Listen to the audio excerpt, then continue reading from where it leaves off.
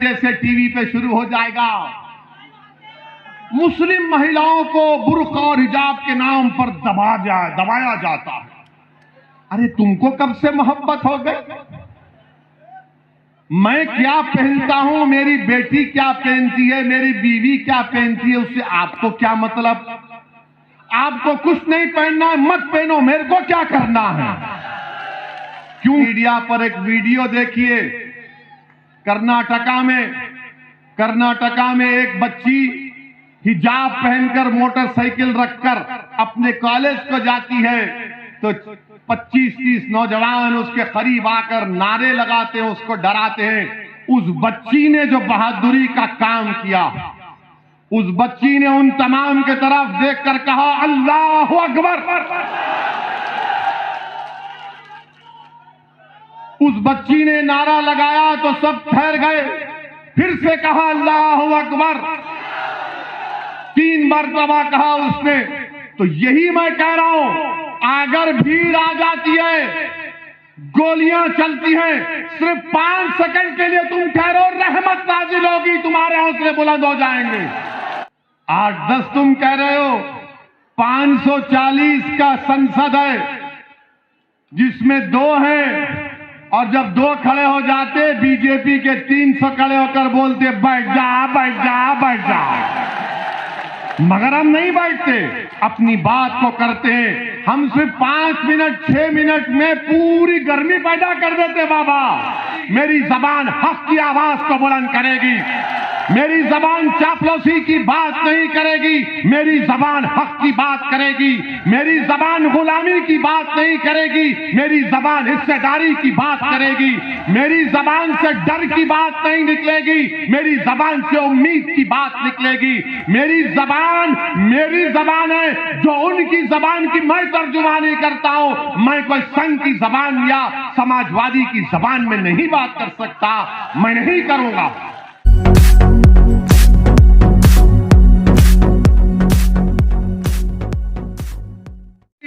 बताओ बीजेपी का ये बात सच नहीं है कि आपने 2021 जनवरी में आपने कोवैक्सीन और कोविशील्ड का ऑर्डर प्लेस किया, उसमें देरी हुई। अगर आप अक्टूबर नवंबर 2020 में कोविशील्ड और कोवैक्सीन की दवाओं का ऑर्डर प्लेस कर देते तो भारत में इतने लोग नहीं मरते। आपको सिर्फ तारीफ पसंद है, आपको सिर्फ अपनी तारीफ पसंद कि आपने ऐसा किया था। अरे आपकी हुकूमत की गलती की वजह से भारत में कोविड की सेकेंड वेव आई, बीजेपी जिम्मेदार है। अगर 2021 में कोविड की सेकेंड वेव आई तो बीजेपी की गलतियों की वजह से, बीजेपी की नादानियों की वजह से, जिसमें लोगों ने, जनता ने अपनी माओं को खोया, अपने पिता को खोया, अपनी पत्नी को खोया, अपने भाइयों को खोया, अपने दोस्तों को खोया। बताओ प्रधानमंत्री, आपने दवाओं का ऑर्डर क्यों नहीं पहले प्लेस किया? इसकी बात प्रधानमंत्री नहीं करेंगे। प्रधानमंत्री जब उन पर आ जाती है बात तो फौरन बोलते मैं जिम्मेदार नहीं हूं, कोई और जिम्मेदार है। क्या आप सरकार क्या कर रही थी आपकी? दूसरी बात ये अजीज दोस्तों और बुजुर्गों, आज बीजेपी के मुख्यमंत्री कहते हैं कि मैं उत्तर प्रदेश में मई जून में सर्दी पैदा कर दूंगा। मौसम वैज्ञानिक है बाबा आप। मई जून में कोई सर्दी पैदा कर देता है, अब बोलते हैं कि अब मैं सर्दी के मौसम में गर्मी पैदा कर दूंगा। अरे बाबा, आपकी सरकार तो दवा नहीं दे सकी, आपकी सरकार तो मरने वालों को अंतिम संस्कार करने के लिए लकड़ी नहीं दे सकी, आप कौन सी गर्मी और सर्दी की बात कर रहे हैं? आपने उत्तर प्रदेश के युवाओं को रोजगार नहीं दिया, नौकरी नहीं दी, मगर बाबा गर्मी और सर्दी की बात कर रहे हैं।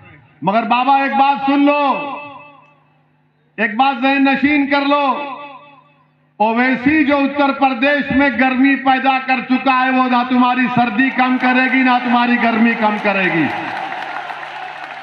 अब गर्मी बरकरार रहेगी सुबह क़यामत तक इंशाअल्लाह ताला। बाबा ने कहा था मैंने पूरा क्राइम खत्म कर दिया, जराइम खत्म कर दिया, कोई नहीं होता है, सब डरते हैं, सब क्रिमिनल माफिया भाग गए। बाबा, हम पर गोली चलाने वाले कौन थे? आपको नहीं मालूम बाबा कौन थे? आपने कहा कि अमित शाह ने कहा, प्रधानमंत्री ने कहा कि अब माफिया जेल में जाता है। हम पूछना चाहते हैं, ये कौन थे? ये किसकी नाजायज औलाद ने हम पर गोली चलाई? ये वन मम्मी टू डैडी की औलाद है, ये गोडसे की औलाद है, ये वही मानसिकता के लोग हैं जिन्होंने गांधी की हत्या की थी।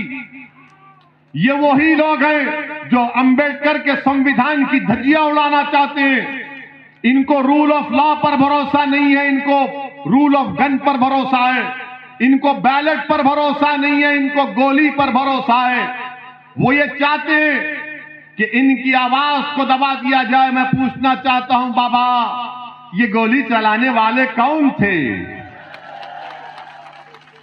और बाबा ने कहा कि ओवैसी को अपनी भाषण को देख कर देना चाहिए। बाबा, मेरी जबान चलेगी तो तुम्हारे बोलने से नहीं चलेगी। मेरी जबान चलेगी तो इन नौजवानों के जज्बात की तर्जुमानी करेगी। मेरी जबान चलेगी तो असमौली और उत्तर प्रदेश के नौजवानों की तरफ पर चलेगी। मेरे मुंह में मेरी जबान है, तुम्हारी जबान नहीं आएगी इंशाअल्लाह ताला। मेरी जबान गुलामी की बात नहीं करेगी, मेरी जबान हक की आवाज को बुलंद करेगी। मेरी जबान चापलूसी की बात नहीं करेगी, मेरी जबान हक की बात करेगी। मेरी जबान गुलामी की बात नहीं करेगी, मेरी जबान हिस्सेदारी की बात करेगी। मेरी जबान से डर की बात नहीं निकलेगी, मेरी जबान से उम्मीद की बात निकलेगी। मेरी जबान है जो उनकी जबान की मैं तर्जुमानी करता हूं। मैं कोई संघ की जबान या समाजवादी की जबान में नहीं बात कर सकता, मैं नहीं करूंगा। अगर ये मेरा जुर्म है तो इस पर गोली चलाएंगे तो चलाने वाले चलाओ। कितनी गोली चलाओगे तुम? तुम्हारी गोलियां खत्म हो जाएंगी मगर मेरी जबान खत्म नहीं होगी। क्योंकि अब ओवैसी अकेला नहीं है उत्तर प्रदेश में। मैं अपनी जबान नहीं बल्कि मैंने ऐसे लाखों लोगों को बता दिया है कि अपनी जबान को इस्तेमाल करो।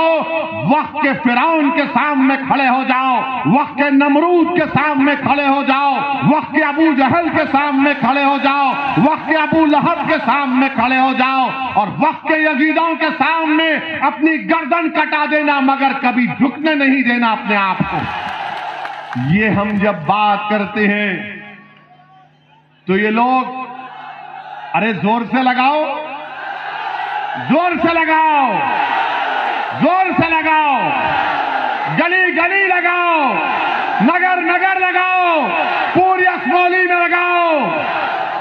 ये बात हुई। अब भैया को और बाबा को नींद नहीं आएगी।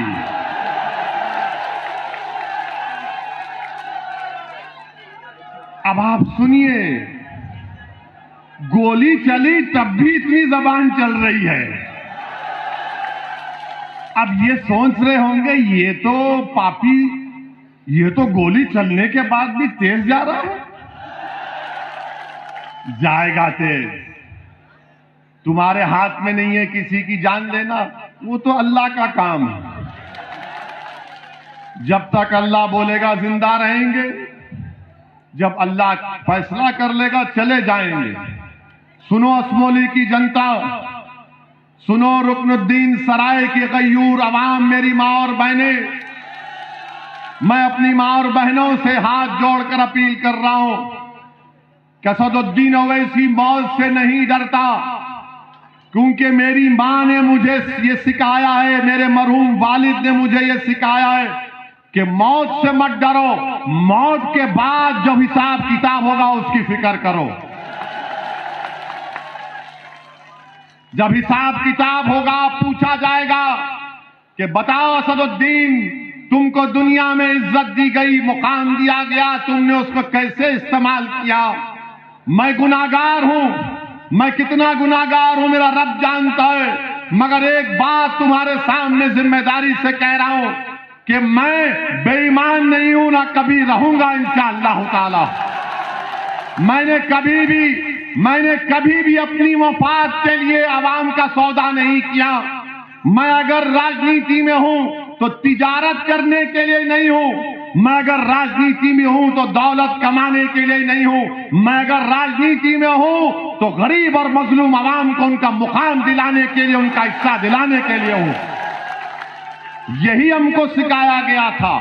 और हमको मौत से ज्यादा ये सोचना है कि हम दुनिया में क्या करें, कैसा लेकर करें, क्या किए, क्योंकि सबका हिसाब किताब होगा। कोई नहीं बचने वाला है, सब जाएंगे। सब बड़े बड़े मुख्यमंत्री पहले जा चुके, सब जाएंगे, हम भी जाएंगे। मगर इंशाअल्लाह ताला जब जाएंगे तो हशर के मैदान में मैं अपनी मां को शर्मिंदा नहीं करूंगा इंशाअल्लाह ताला। मैं अपने बाप को शर्मिंदा नहीं करूंगा इंशाअल्लाह ताला।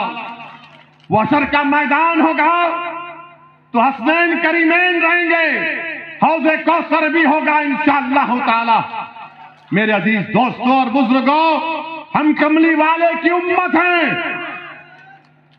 हम कमली वाले की उम्मत हैं और हमको डरने और घबराने की जरूरत नहीं है। अल्लाह हमारे लिए काफी है। जिएंगे अल्लाह के हुक्म से। आए अम्मा के पेट में 9 महीने थे, अल्लाह ने पैदा किया, अल्लाह ने बड़ा किया, अल्लाह ने काबिल बनाया, अल्लाह ने 2 मर्तबा विधायक बनाया, अल्लाह ने 4 मर्तबा MP बनाया, अल्लाह ने हमको लंदन भिजाकर कानून और बैरिस्ट्री की डिग्री दिलाई, अल्लाह ने हमारी जान बचाई। अल्लाह ही हमको आगे लेकर बढ़ेगा। रहेगा नाम सिर्फ अल्लाह का, किसी का नहीं रहेगा। ये हमारा मामला। मेरे अजीज दोस्तों और बुजुर्गों, इसीलिए हम आपसे अपील करने आए हैं, खास तौर से आपसे बोल रहे हैं कि आप मुत्तहदा अपने वोट का इस्तेमाल करिए। आप कब तक दरी बिछाएंगे समाजवादी के लिए? कब तक दरी बिछाएंगे आप? क्या मिला आपको? यहां के विधायक ने कौन सा काम किया? कुछ काम किया? कहीं नजर आए? कहीं तुम्हारी तकलीफ में दिखाई दिए? कहीं पर कुछ नहीं। मेरे अजीज दोस्तों और बुजुर्गों, इसीलिए एक नई तब्दीली आपको पैदा करना है। समाजवादी पार्टी बोलेगी ओवैसी भड़काऊ भाषण देता है। बीजेपी मुख्यमंत्री भी बोल दिए कि देखकर बोलना चाहिए। हम आपको ये बताने आए हैं कि आप डरिए मत, हिम्मत मत हारिए, हौसले को बुलंद रखिए। और अगर और हौसला हासिल करना है तो एक सोशल मीडिया पर एक वीडियो देखिए। कर्नाटका में एक बच्ची हिजाब पहनकर मोटरसाइकिल रखकर अपने कॉलेज को जाती है तो 25-30 नौजवान उसके करीब आकर नारे लगाते हैं, उसको डराते हैं। उस बच्ची ने जो बहादुरी का काम किया, उस बच्ची ने उन तमाम के तरफ देखकर कहा अल्लाह अकबर। उस बच्ची ने नारा लगाया तो सब ठहर गए। फिर से कहा अल्लाह अकबर। 3 मरतबा कहा उसने। तो यही मैं कह रहा हूं, अगर भीड़ आ जाती है, गोलियां चलती हैं, सिर्फ 5 सेकंड के लिए तुम ठहरो, रहमत नाजिल होगी, तुम्हारे हौसले बुलंद हो जाएंगे। सिर्फ 5 सेकंड ठहरो। तुम अगर एक वक्त ठहर जाओगे, तुम अगर एक वक्त असमौली में एक अच्छा फैसला ले लोगे कि अब डर की बुनियाद पर वोट नहीं दिया जाएगा, उम्मीद की बुनियाद पर वोट दिया जाएगा। मेरे अजीज दोस्तों और बुजुर्गों, डरने और घबराने की जरूरत नहीं है। अच्छा, अभी आप देखेंगे, हम पहले से आपको वार्न करके जा रहे हैं, शाम में 6 बजे से टीवी पे शुरू हो जाएगा। मुस्लिम महिलाओं को बुर्का और हिजाब के नाम पर दबाया जाता है। अरे तुमको कब से मोहब्बत हो गई? मैं क्या पहनता हूं, मेरी बेटी क्या पहनती है, मेरी बीवी क्या पहनती है, उससे आपको क्या मतलब? आपको कुछ नहीं पहनना है, मत पहनो, मेरे को क्या करना है? क्योंकि सुप्रीम कोर्ट का जजमेंट है। बोलेंगे इसलिए भड़काऊ बात की, जाहिल लोग हैं। पुट्टू स्वामी का जजमेंट है। पुट्टू स्वामी जजमेंट में सुप्रीम कोर्ट ने कहा कि कौन क्या खाता है, कौन क्या पहनता है, वो तुम्हारी जिम्मेदारी। अब तो सुप्रीम कोर्ट ने 377 को भी बर्खास्त कर दिया। सुप्रीम कोर्ट ने कह दिया कि right to choice is a fundamental right, यानी आपकी पसंद क्या है वो आपका बुनियादी हक है। अगर हमारी बच्चियां बुर्का निकाब पहनती हैं तो आपके पेट में क्यों दर्द हो रहा है? अगर असदुद्दीन ओवैसी भारत की पार्लियामेंट में दाढ़ी और टोपी पहनकर जा सकता है तो क्या मेरी बेटी हिजाब और निकाब पहनकर स्कूल क्यों नहीं जा सकती? क्यों नहीं जा सकती? और आप कहते कि मुसलमान पीछे हो रहे हैं, पढ़ते नहीं है, पढ़ाते नहीं है। अरे अब तो पढ़ना चाह रहे हैं ना। अच्छा, असमोली की बात करो, कितने स्कूल खोले मैडम? कितने स्कूल खोले? कितना कॉलेज खोले? अस्पताल, रोड बनवाई। फिर क्या करोगे? 14 तारीख को आसमान पर पतंग पिलाना है तुमको, खींचना है, ये काम करना है। ये आपका बेटा है, इसको उठा लो, इसको आसमान पर पहुंचा दो, वो तुमको उठा लेगा। मैडम जीत तो जाती है। अरे सुनो, तुम जिंदाबाद ही होगे। सुनो यार, सुनिए, मौजूदा विधायक जीत तो जाती हैं, मगर क्या उन्होंने उत्तर प्रदेश की विधानसभा में संभल बाजू है, 2 बच्चों की मौत हुई, ना संभल के नवाब साहब ने, ना यहां की विधायक ने उत्तर प्रदेश की विधानसभा में वो जो बच्चों का इंतकाल हुआ, गोली से मर गए, बिलाल पाशा, शहरोज उस्मानी का जिक्र भी नहीं किया, जिक्र भी नहीं किया। अब ये क्या हो रहा है कि मैं विधायक बन जाऊं? वह नवाब साहब का भी मामला यह कि मैं विधायक बनूं। मैं क्या कह रहा हूं कि मैं राजनीति में तिजारत करने के लिए नहीं हूं, मैं राजनीति में हूं तो गरीबों का हक दिलाने के लिए हूं। अगर मैं हैदराबाद से इतनी दूर यहां पर आ रहा हूं तो तुम अपनी मकबूलियत के लिए नहीं आ रहा हूं मेरे भाई और मेरी मां और बहनों, मैं अपने लिए नहीं आ रहा हूं, मैं आपकी लड़ाई लड़ने के लिए आ रहा हूं। और आप समझिए इस बात को। और मैं पैगाम देना चाहूंगा हमारे जो तुर्क बरादरी के, जोजा बरादरी के लोग हैं, क्या आपको ओबीसी का सर्टिफिकेट क्यों बंद हुआ? सपा के लोगों ने बंद कराया उसको। मेरी बात को पहुंचाओ उन लोगों तक ताकि आपको सच्चाई मालूम हो जाए। मेरे अजीज दोस्तों और बुजुर्गों, हर मैदान में आपको कमजोर किया जा रहा है। लोग बोलेंगे अरे अगर यहां से मंजलिस के शकील साहब कामयाब हो गए, मंजलिस के 8-10 एमएलए जीत गए तो क्या करेंगे? मैं उनसे कहना चाहूंगा, प्यारे 8-10 तुम कह रहे हो, 540 का संसद है जिसमें 2 हैं, और जब 2 खड़े हो जाते बीजेपी के 300 खड़े होकर बोलते बैठ जा बैठ जा बैठ जा, मगर हम नहीं बैठते, अपनी बात को करते हैं। हम सिर्फ 5 मिनट 6 मिनट में पूरी गर्मी पैदा कर देते बाबा। अभी हमारा भाषण हुआ था, हमले के बाद 4-4 गोलियां चली, दूसरे दिन हम पार्लियामेंट गए, स्पीकर साहब ने हमको मौका दिया, अल्लाह उनको अच्छा रखे, हमको 6 मिनट बोलने का टाइम मिला, हमने पार्लियामेंट को सच्चाई बता दी।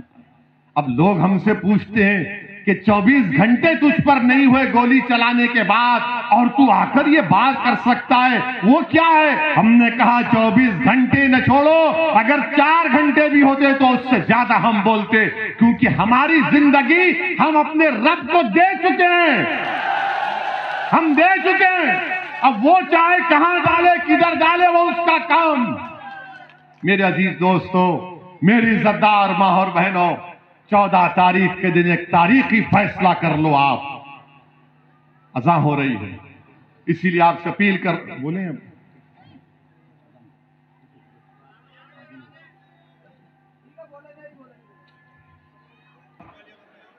कि आप इस विधानसभा के चुनाव में, इस हिस्सेदारी की लड़ाई में आपकी मदद की, आपके ताउन की, आपके दुआओं की बेहद जरूरत है। और आपके साथ और आपकी मोहब्बत और आपका वोट मिलेगा तो इंशाअल्लाह ताला यकीनन असमौली में एक नई तारीख लिखी जाएगी और शकील अहमद को आप अपने वोटों से यहां से विधायक बनाकर उत्तर प्रदेश की विधानसभा में भिजाएंगे। आपसे अपील भी कर रहा हूं कि डरने और घबराने की जरूरत नहीं है। अपने हिम्मत और हौसले को बुलंद रखिए। मैं नौजवानों के गम को समझ सकता हूं। मैं नौजवानों के दिलों में और उनकी आंखों में जो फिक्र और परेशानी है, मैं उनसे कहना चाह रहा हूं नौजवानों से कि किसी शायर ने कहा था कि ना हो नो उम्मीद, ना हो नो उम्मीद, नो उम्मीदी ज़वाले इल्म इरफा है। उम्मीद मर्द मोमिन है खुदा के राज़दानों में। तो अपनी उम्मीद को जिंदा रखिए। और जो लोग हमारे भाई सपा में हैं, मैं उनसे कहना चाह रहा हूं कि नहीं तेरा नशेमन, नहीं तेरा नशेमन खसरे सुल्तानी के गुंबद पर, नहीं तेरा नशेमन कसरे सुल्तानी के गुंबद पर। तू शाहीन है बसेरा कर पहाड़ों की चट्टानों पर। छोड़ो उन लोगों को, आओ हमारा साथ दो। अगर तुमको नेता बनना है तो आओ ओवैसी के कंधे पर खड़े हो जाओ। अगर तुमको तरक्की करना है राजनीति के लिए तो अपने दिलों को साफ कर लो, गरीबों की नीयत को अच्छी रख लो। अगर हमारी जिंदगी तुम्हारे लिए फायदेमंद हो सकती है तो होगी इंशाअल्लाह, और अगर मौत भी हमारी फायदेमंद हो सकती है तो उससे भी फायदा हासिल करो, मगर कुछ तो करो। कब तक तुम डर डर कर इन लोगों की गुलामी करोगे? तुम कब तक इनके लिए दरी बिछाओगे? अरे कब तक दरी बिछाओगे? कब तक नारे लगाओगे कि भैया तुझ पे जवानी कुर्बान? अबे कितनी को जवानी कुर्बान करेगा? दादा ने करीब बाप ने की, अपनी जवानी को बचा ले अपने लिए, अपनी जवानी को बचा ले अपने लिए। इसीलिए बीजेपी वाले ही बोलते, क्या बोलते, वो रोटी नून खाएंगे उनको जिताएंगे।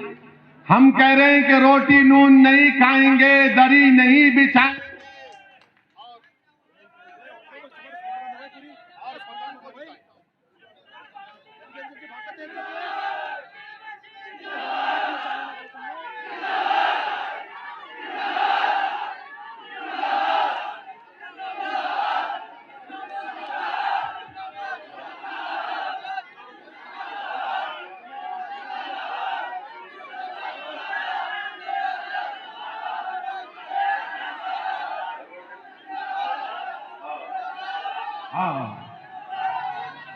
ये बाबा का विकास है। बिजली चले गई, हम कुछ बोल रहे थे तो लगा के बिजली। बाबा अब ये बिजली, हम खुद बिजली बना चुके हैं लोगों को। बहरहाल मेरे अजीज दोस्तों और बुजुर्गों, हिम्मत और हौसले को बुलंद रखिए। अपने वोट का सही इस्तेमाल करिए। देखिए 2014 में क्या हम चुनाव लड़े थे, फिर कैसे बीजेपी जीत गई? आपने सपा को वोट दिया। 2017 में अखिलेश और कांग्रेस एक हुए, आपने देख लिया कि उत्तर प्रदेश में बीजेपी जीत गई। 2019 के लोकसभा के चुनाव हम नहीं लड़े, फिर भी बीजेपी जीत गई। मैं आपको बता रहा हूं कि आपके वोट की अहमियत अब खत्म हो चुकी है। आपके वोट की अहमियत कोई नहीं बाकी रही। ये कड़वी बात सच्चाई से कह रहा हूं। आप तो झोली भर भर के खैरात के तौर पर वोट दे रहे हैं, मगर उनके पास आपकी कोई अहमियत नहीं है, न मान सम्मान आपका किया जाता है। आप खुद देख रहे हैं कि 3 मर्तबा आपने 6.5 साल में इन तमाम बसपा सपा को वोट दिया, मगर बीजेपी कामयाब हो रही है। मेरी इस बात को लिख के रख लो तुम। आज मैं रुकनुद्दीन सराय में खड़े होकर कह रहा हूं, अगर कोई ये समझ रहा है कि सपा और बसपा को वोट देने से बीजेपी की कामयाबी को रोक देंगे, नहीं रोक पाएंगे। अपने वोट को जाय होने से बचा लो, अपने वोट को जाय होने से बचा लो। अगर आज आप अपने वोट को मजलिस के हक में इस्तेमाल करेंगे तो आपकी अहमियत बढ़ेगी, आपकी कीमत बढ़ेगी, आपका मान सम्मान बढ़ेगा, आपकी आवाज उत्तर प्रदेश के विधानसभा में जाएगी। आवाज तो गई असमौली से, मगर उस आवाज में दम नहीं था। वो आवाज तो आपने भिजा दिया कामयाब होकर, मगर मैडम और मोहतरमा खाली परिवारवाद की बात करती है। अगर शकील कामयाब होगा तो गरीबों की, मजलूमों की इंसाफ की बात होगी। तो इसीलिए आपसे अपील कर रहे हैं कि 14 तारीख के दिन आप सुबह सुबह अपने घर से निकलकर पतंग के निशान पर पूरे एतमाद के साथ बटन दबाइए और अपनी जमात को, अपनी आवाज को हिस्सेदारी की लड़ाई में आप अपना सहयोग दीजिए, अपनी लड़ाई में कामयाबी हासिल करिए। मैं आपको कह रहा हूं कि मजलिस और ओवैसी सिर्फ इस लड़ाई की नहीं है, मैं आता रहूंगा जब तक अल्लाह मुझे जिंदा रखेगा। मेरी जिंदगी का मकसद यह है कि आप तमाम मुझसे काबिल नेता बन जाएं। मेरी जिंदगी का एक ही मकसद है कि मेरी बहनें सियासत में आए। मेरी जिंदगी का मकसद यह है कि हम हर मैदान में हमको हिस्सा मिले, विकास में मिले, ठेकेदारी में मिले, शिक्षा में मिले, नौकरी में मिले, राजनीति में मिले। ये हमारी कोशिश है। आप इसमें अपना साथ दीजिए और हमारे लिए दुआ करिए कि अल्लाह सुब्हानहू तआला हमको इन तमाम जालिमों के शर से हमको और आपको महफूज रखे। अस्सलाम वालेकुम व रहमतुल्लाहि व बरकातहू।